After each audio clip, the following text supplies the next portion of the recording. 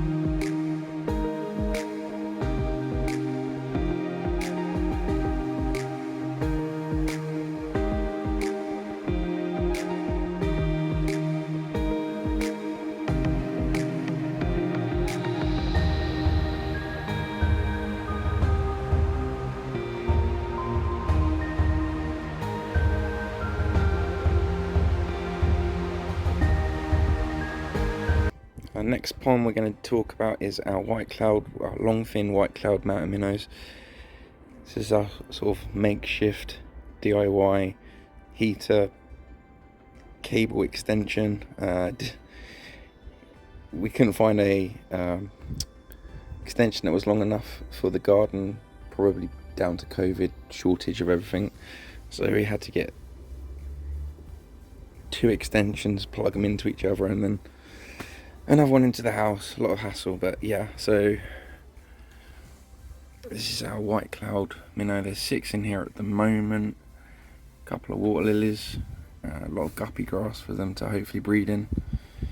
There's an absolute ton of Daphnia in here, and the reason we've done that is we're hoping if they have so much live food available, they won't predate on their babies even slightly. So that's the plan anyway.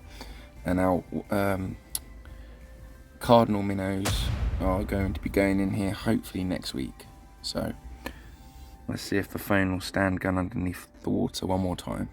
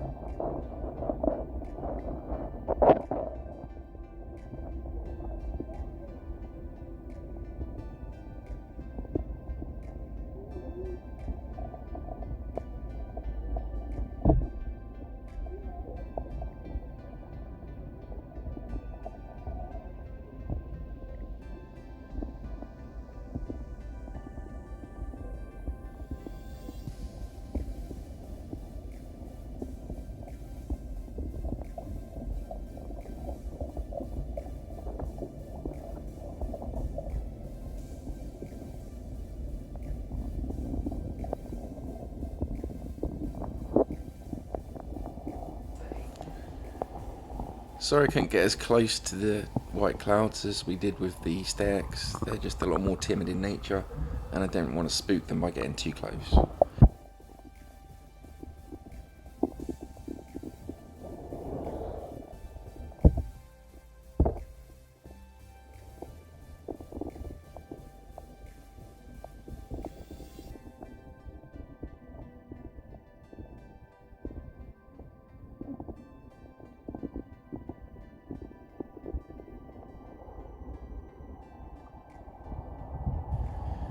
And that's it for the white cloud meta minnow pond. This other one is purely just to breed Daphnia in it for feeding our fish room and the other ponds. There's billions, if not more, in here right now, but the water's so cloudy and green that you can't really see them. You see a few up the sides.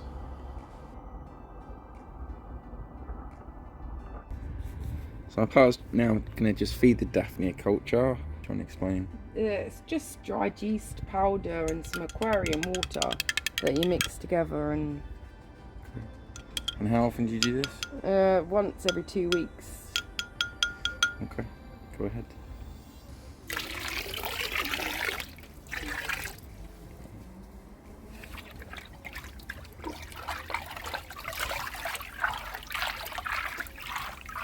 And apparently the dogs seem to like that too.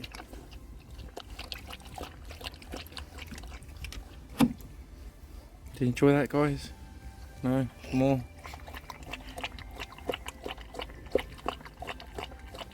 Meanwhile, And we've got the Blue Star vat. There's around 250 in here, some will give or take, but because of the green water they aren't very visible. If I give them a feed, maybe they'll come out. You can see a few fry swimming around, but no adults right now. Oh, here comes a couple.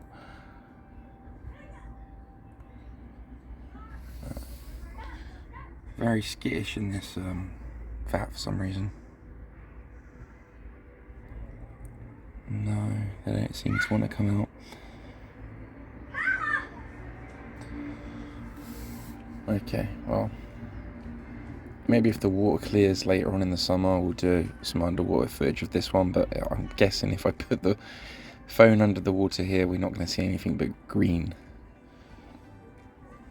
So this brings us to the end of our second summer tubbing video. We've just purchased a 5th vat that we intend on housing our yellow tiger endlers in. As usual, we would just like to thank all of our subscribers for your comments, your time and support. We really appreciate it. We shall now leave you lovely people with a couple of minutes of unseen footage of our Staeck Endler colony. So until next time, bye, take care.